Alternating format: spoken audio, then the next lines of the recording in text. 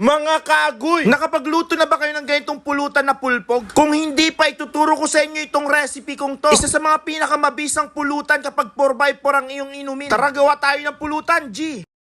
Pumunta muna nga ako ng palengke namin para bumili ng laman loob ng baboy. Dahil gagawa tayo ng masarap na pulutan ngayong araw na to. Nung pagka-uwi ko nga mga kaagoy, inumpisan na nga natin tong linisan. Para makagawa na tayo ng masarap na pulutan natin ngayong araw na to. Ako lang ba ang mahilig kumain ng pulpog dito? Ang pulpog kasi mga kaagoy, isang luto ng Ilocano na talagang palagi itong pinupulutan. Naggayak na nga ako dyan ng sibuyas, bawang, luya na gagamitin natin sa pagluluto natin ng pulpog. Kumuha na rin ako ng dahon ng laurel, paminta, asin. Dahil pakukulin muna natin itong ating laman loob. Kaya agad ko na nga kinuha yung aking kawali para maumpisa na natin pakulan itong ating laman loob bago natin ito iihaw. Naglagay na nga ako ng 5,000 ml na tubig. Siya nga pala, nag-add na rin pala ako dito ng 3 liempo para yung laman loob natin ay may kahalong laman. Pakukulin lang naman natin ito ng mga 10 to 25 minutes hanggang lumambot itong ating mga karne at laman loob. At saka ilalagay naman natin yung mga papatanggal lansa. Wala pala tayong mahanap na tanglad. Sa susunod, magtatanim na tayo ng ganun. Pakukulin muna natin dyan at hihintay lang natin kumulo yan. Balang ginawa ko muna nga mga kagoy, ready ko muna yung ihawan natin. Lilinisan muna natin yan para hindi dumikit yung itim sa ating niluluto mamaya. Tagal rin kasi hindi nagagamit tong aming lutuan. Mga ilang minuto nga po, unti-unti na nga kumukulo tong ating niluluto. Kaya ang ginawa mo natin mga kagoy, ay hinalo muna natin ito para tama-tama lang yung pagkakaluto niya. Bali, naglagay muna pala ako ng uling sa ating ihawan. Mga 4 na piraso lang naman natin gagamitin dito. Sakto na to sa ating iluluto. At saka naglagay na rin pala ng mga papel. Mas okay ba tong papel kaysa sa gas? Baka iluluto natin magkalasa ng gas. Papatungin lang natin ng marami yan. Bali, nagpaparlang na pala tayo sa part na to. At naglagay na rin ako sa ibabaw para mabilis magkaroon ng apoy yung ating uling. Papaypay lang naman natin to ng maigi para mabilis magkaapoy. Nakapagluto na rin ba kayo ng pulpog na Ilocano? Ay kung hindi pa, panoodin mo to hanggang dulo. Hanggang matututo ka sa pagluluto ng pulpog. At dahil wala na ngang tubig yung ating pinapakuluan, tatanggalin na natin ito sa pinagpakulo niya. Kapag natanggal na sa pagpapakulo niya mga kagoy, patutuyuin lang natin ito ng konti para all good siya kapag ikakalot natin to. At nagpahid na rin pala ako dito ng mantika sa ating ihawan para hindi dumikit sa ating iluluto at hindi rin umitim yung ating iluluto. At kung umabot ka pa lang sa video to mga kagoy, paki-comment naman kung anong oras mo na panood ang aking vlog at pakilagay na rin kung tagasan ka para alam ko kung saan napadpad itong aking vlog. Isa daw sa pinakamabisang kapartner ng pulpog itong alak na 4x4 o kaya 2x2. Marami nagsasabi purong gin lang okay na daw yan. Sabi ko pang matanda yung puro. Gen Z ngayon mga kagoy, kaya magsisito gin tayo. Sa pagluluto ng ganito mga kagoy, dapat medyo may pagkasunog o kaya yung pasunog mga kagoy. Puro lang naman yung laman loob ngayon. Hindi na kayo aabot ng 500 kung magtitipid kayo ng pulutan. Papaypayan muna natin ito mga kagoy para mabilis maluto tong ating pulutan. Another day, another tagay na naman ang gagawin natin ngayong araw na to. Kapag ganito na naging itsura niya, malapit nang maluto yan. Konting kembot na nga lang yung maluluto na tong ating inihaw. Kaya pinahidan ko muna nga ng mantika para maging crunchy tong ating iniihaw.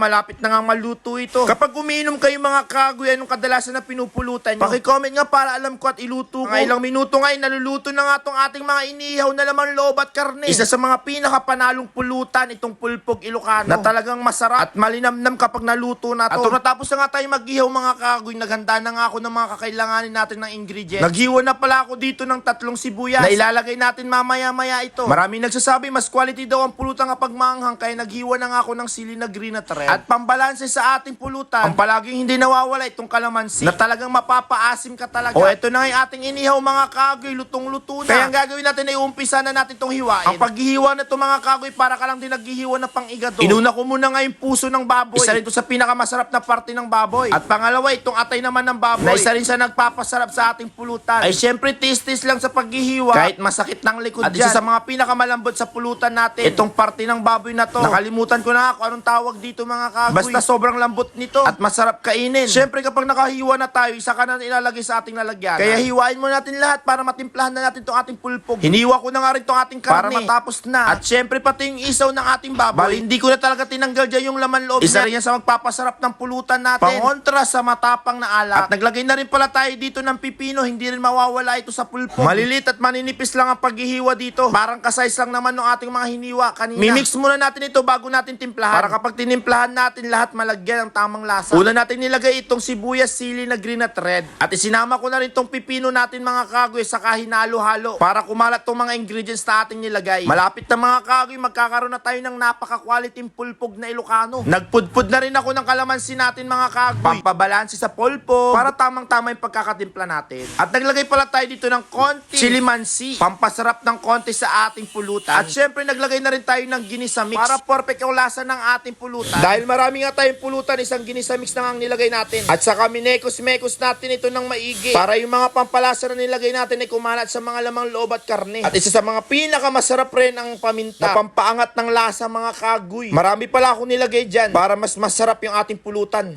At mga ilang minuto ngayon nilagay ko na nga sa aking lalagyanan para maumpisan na. Ay hindi na dapat patagalin to. Para makapag-umpisa na ng tumagay ay napakasarap ng pulutan natin ngayong araw na to. Pulpog na Ilocano na parang dinakdakan ng style niya. Ay masansamit doon niya yung pulutan. O sige na nga, maraming salamat. Bye-bye. Agoy!